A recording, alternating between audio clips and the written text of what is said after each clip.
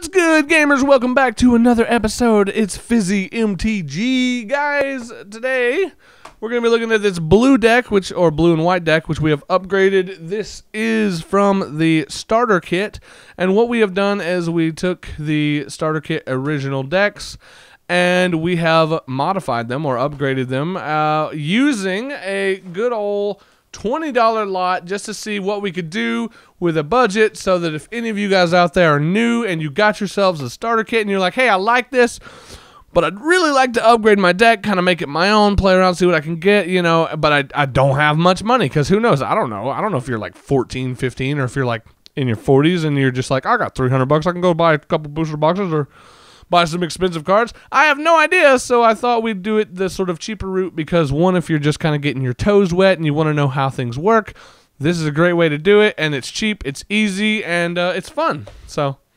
it can also just be, you know, just be fun to do just for a challenge, just to be like, ooh, can I do it?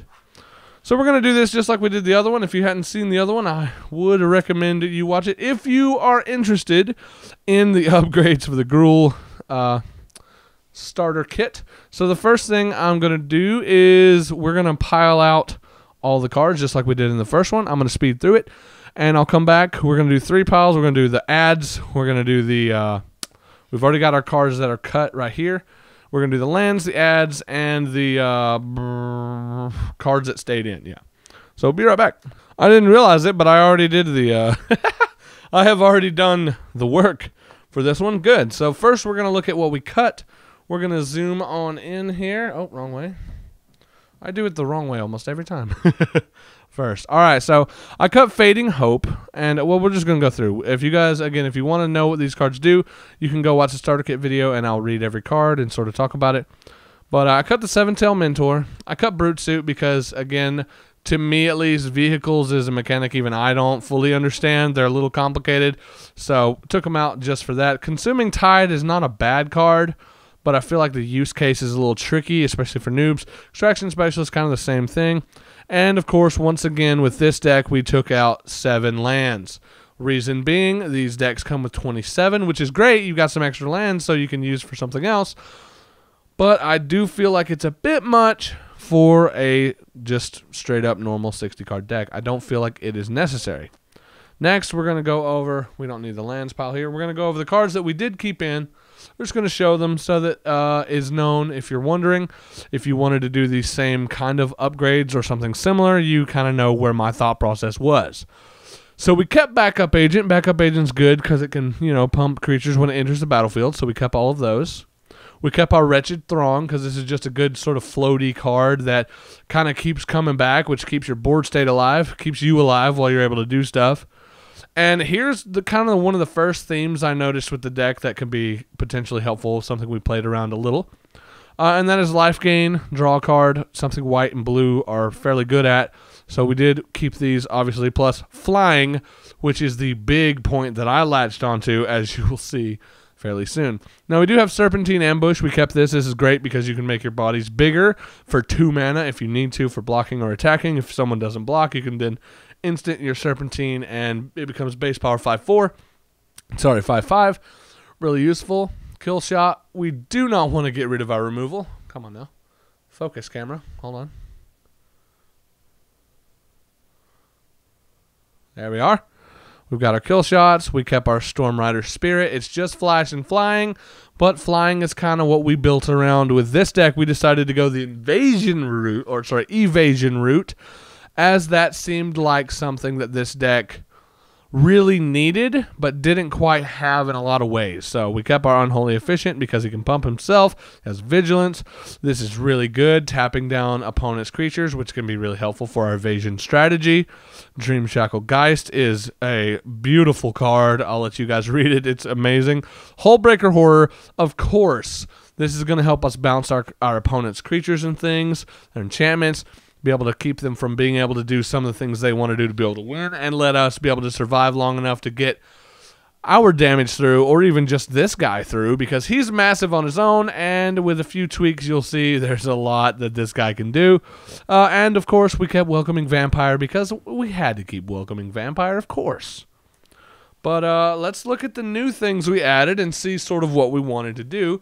and see if you guys can kind of figure it out. I mean, of course, I'm going to explain it to you, but just kind of, you know, see what you guys think about my quote-unquote upgrades. And again, if you want to see these decks pitted against each other, stay tuned.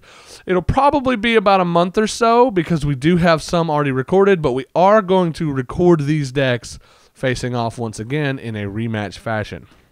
But I will let Brandon pick what deck he wants to play. He will most likely be my opponent. So I may not be playing the Gruul deck. We'll see. So first we have Vigean Graftmage, 2 and a blue for a Vidalcan Wizard Mutant. It has Graft 2. This creature comes into play with 2 1/1 counters on it. Whenever another creature comes into play, you may move a 1/1 counter from this creature onto it. And you can pay 1 and a blue, untap target creature with a 1/1 counter on it. And that's a repeatable effect. So that can be very, very useful. You can swing with everything except for this creature here. And you can then, if you've got enough mana and you need to be able to block, you know, at least pay enough to get your big boys to where they can block if they don't have vigilance. Levitation. This card alone, I feel like, changes the whole feel of this deck. If you get this card out, suddenly every creature you control has flying, which means your backup agents have flying. Your Hullbreaker Horror now has flash and flying. Think about that. And whenever you cast a spell, you can bounce something. Oh my god, it is lovely. This is a beautiful card, and I think this card is kind of underrated. And yeah, I went there. I put a flying infect creature. It's just a 2/1, but again, we have ways of pumping our creatures up a little bit. So this guy could be a little bit bigger and just infect, you know, you deal 10 infect to your opponent and you win. So why not?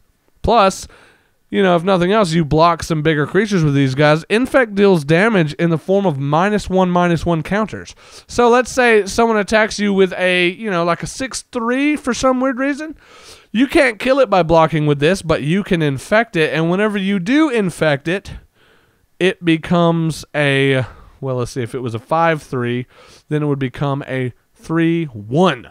And they're -1/-1 counter, so they're there to stay, baby. Heck yeah.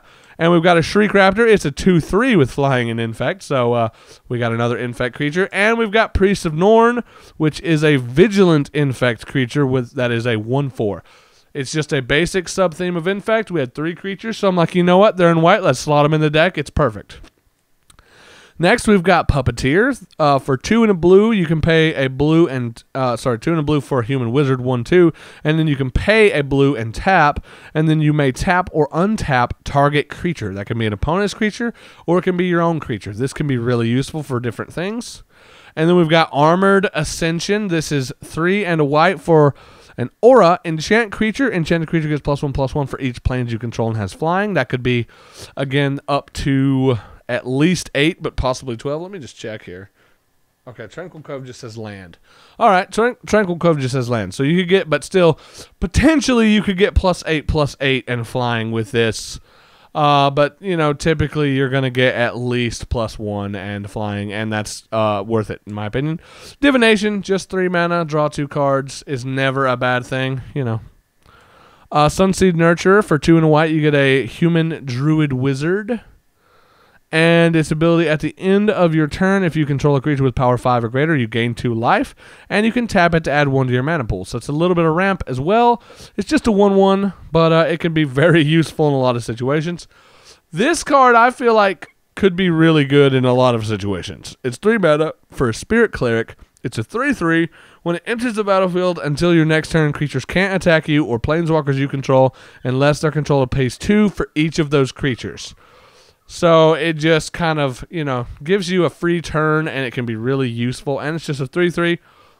This card could be a win condition, depending on your board state.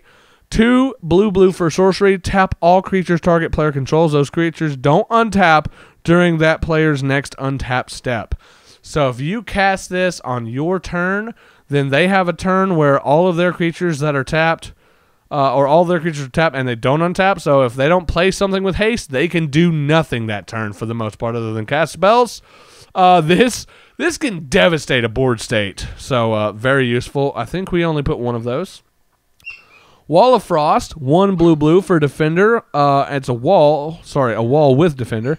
When Wall of Frost blocks a creature, that creature doesn't untap during its controller's next untap step. You can kind of see a theme here. Our evasion relies on making our opponent's creatures not be able to untap and be able to swing over their heads. Next, we have Reminisce for 2 and a blue. It's a sorcery. Target player shuffles his or her graveyard into his or her library. It's just useful if you lose all of your gas to discard early on, like say you were to get Mana Flood or something. Just keep this card around, and whenever you get, you get mana screwed for a while. Whenever you get the mana, just cast this bad boy and bring it all back. It's just for that occasional situation. Plus, maybe you cast a lot of really good stuff, and you want to be able to cast it again because it's gone to the graveyard. Here's your chance. Next, in the last, but certainly not least, we have Phantom Warrior. 1 a blue for a 2/2 that is unblockable. Yes, we put 3 of them in the deck. It is just some basic on-card evasion. It cannot be blocked. Get this out as quick as you can and swing for damage with it every turn, because why not? That was my cat entering the room by jumping over the table. But anyway, that's going to do it for this one, guys. My cat has entered the room. He is a stinker. Alright, so once again, before I end this video, I just want to mention, if you're looking to upgrade a deck, it doesn't matter what the deck is that you have that you want to upgrade. Look through the cards, find something that the cards have in common, or if they, like, let's say you have a deck that maybe you built, but none of the cards have anything in common. It's all just kind of crazy randomness. Find a card in that deck that you like, you really enjoy, and it doesn't even matter really what that card does. It's just like a card that you're like, ooh, this is a fun card. Like, take for instance in the other deck, Thundering Raiju. Thundering Raiju is actually a pretty simple card, I think, but it's really, really fun, in my opinion at least, to be able to get those triggers, and it's so satisfying whenever you build it up high enough to where it can literally ping your opponent practically for lethal just because of the amount of creatures you have that are modified. Like, it can be really, really fun. I like building weird win cons like that where I'm able to kind of ping my opponent for lethal or be able to, like, swing for 40 in a game or something like that. Just kind of fun shenanigans. So find something like that and look for cards that work towards that goal. In this case, I saw there were a few cards with flying, a few cards that pumped themselves, and it was pretty good at staying alive for the most part, even if it stalled the board. And what I thought is, man, the thing with this is it can do things, but it just kind of builds with nowhere to go because it's hard for it to get through. So whenever you're tapping down your opponent's creatures, you're swinging over their heads, it is much, much easier to find ways to get through because your opponents are kind of like, they're stuck on the ground, they don't have flying, they don't have reach or something like that, or they don't have ways of removing your creatures because removal, if you're unblockable, the only way to do anything to that creature really is to remove it, or exile it or something like that. So anyway, just find a theme that you like, find a theme that is within the deck you're trying to upgrade, something that kind of works together, and build upon that. See what cards you have that work with it. Try it out, and hey, you know what? If you build, you upgrade a deck and you test it, and you're like, actually, it's kind of better the way it was. Well, what I like to do is I will keep my cut cards in the same deck box, unsleeved often, or in different color sleeves, or just in a bin that I know where they are. And that way I can just re-slot them back in or slot in different ones. Or I can say, ooh, this card did really well, but this other card didn't. I can just take that out in favor of a second copy of that other card. Whatever that may be. But anyway, hopefully this answered you guys' questions. Hopefully this is helpful to you. If you enjoyed this, then please leave a like, comment. Commenting is my favorite. If you want to do, if you like my content and you want to do something for me, just leave a comment and say, hey, this was fun. I enjoyed this. Whatever you thought. Or say, hey, can you do this? Or suggest a video for me. I love that. If there's a video idea you want to see me make, let me know. I'll be more than happy to make it if I can, especially if it can be helpful to you. Because that's, at the end of the day, what I want to do with this channel is be helpful and have a good time. So that's going to do it. I hope you guys enjoyed, and have a good one.